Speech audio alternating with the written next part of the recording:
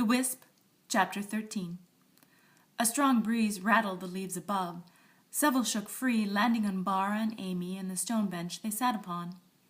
The maple still held on to most of its color, but the underside of wet, dark limbs stood bare thanks to the strong winds the night before. Colin stood a few feet away, drinking from his stainless steel cup. Bara was retelling her dream, if that's what it was. He listened without comment. She finished and waited for him to respond. A moment passed, and Colin remained silent. A red leaf drifted down and landed on his green scarf. He didn't bother to brush it away. As though she hadn't said anything out of the ordinary, he took another sip of his Earl Grey. "Well?" Bara finally prompted. Colin raised an eyebrow, but still said nothing. Another leaf fell, this time landing in his auburn hair lit ginger by the bright fall sunlight. He remained mute, and Bara lost it. "Say something!" Colin blew on his tea. "It's weak. I know all you St. Cat girls think the new coffee guy is so hot, but he can't make tea to save his life." Bara had yet to see the new barista at the tragic sip, and at that moment she really didn't care. Colin's response was too much, or rather, too little. She'd had enough. She jumped up and grabbed the cup from his hand. "About the dream," she demanded. Without changing his easy tone, he said, "Seems pretty obvious to me, Barbie." "Obvious? How?" He looked at her solemnly. "You're haunted." Colin continued to look at her gravely, but then broke into a gigantic, toothy grin. Bara was fast. The poor boy didn't see it coming. With a fluid movement of her arm, she hit him upside the head, removing the leaf that had taken up residence. "Thanks for nothing. Hey, that hurt. It was supposed to." Bara removed the lid from his cup and took a sip. She winced. It was indeed weak and in need of lemon. Bara had learned from Betty, her mother's maid, unlike orange pekoe, Earl Grey took lemon and not milk. Colin rubbed his head. "The question is what to do about it. Can I have my tea back?" Amy broke in. "It's a diary. It has to be. If we put it back, all this will stop." Bara gave Colin back his tea and Amy a look of warning. "My thoughts exactly," agreed Colin. "If we put it back, maybe some other sucker will find it. All this will stop being our problem. He'll become the chosen one, Obi-Wan Kenobi and all that. But we can't do that." "But it all started with that stupid diary," Amy insisted. "This is getting really weird and not to mention dangerous. You could have been seriously hurt out there in the woods or wherever you were. I mean, look at your feet." Bara's feet were in pretty bad shape. Amy attended to them. They were covered in gauze and antiseptic, but it still hurt to walk in her saddle shoes. She was wearing a pair of red rubber boots, which were larger and slightly more comfortable. "The thing is, did it really start with the diary?" Amy glared at Colin, sensing a mutiny.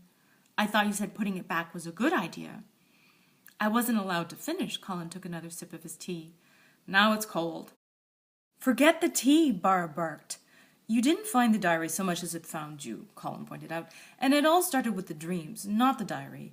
Chances are if we put it back, it won't do any good. The dreams might even get worse. It seems this Wisp woman was pretty determined to get you involved.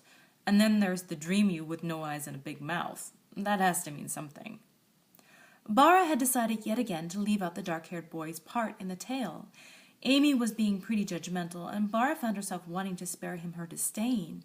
It was irrational, she knew, but there was no way she was telling Colin about him anyway, at least not until she really had to. When she'd come to the part where she'd found the dark-haired boy, she claimed it was the Wisp. The tale had just rolled on from there. So as far as her friends knew, the Wisp had led her through the woods and to the lake and saved her from the wolf. "There's no guarantee putting the diary back would accomplish anything," Colin continued. "The Wisp would probably keep haunting you. There's obviously something she's trying to tell you." "What do we do then?" Amy asked. "Do we just let Bara go crazy?" "I'm not crazy."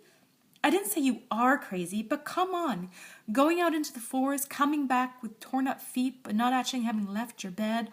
All the stuff about a messenger and a silver wolf. A wisp? I mean, what the hell is a wisp? Slip spirits? It's just too much to believe. You must have been sleepwalking or something. Maybe I just didn't hear you. I'm a pretty deep sleeper." "I'm not going crazy. I don't walk in my sleep. It all happened. You said you believed me."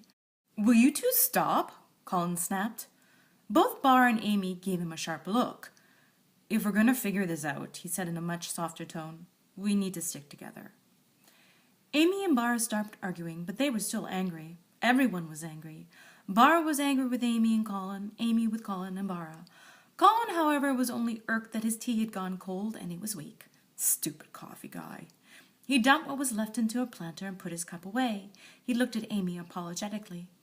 I hate to say it, but we have to keep reading the diary. Maybe it'll give us some answers. We don't know it's actually a true story, Amy pointed out, but neither Colin nor Bara took note. Bara took the diary from her bag. The amber was blinding in the bright sunshine. She and Colin joined Amy on the bench. Colin read. The Wisp is published on Amazon.com. Also available on Amazon is Monsters, Real and Imagined, Tragic, Frightening, and Funny, All Too Brief, a collection of short stories and poetry. Strays, a collection of short stories and philosophical love poems, and Tattoo, Calling All Soldiers Home, a collection of poems in brevity.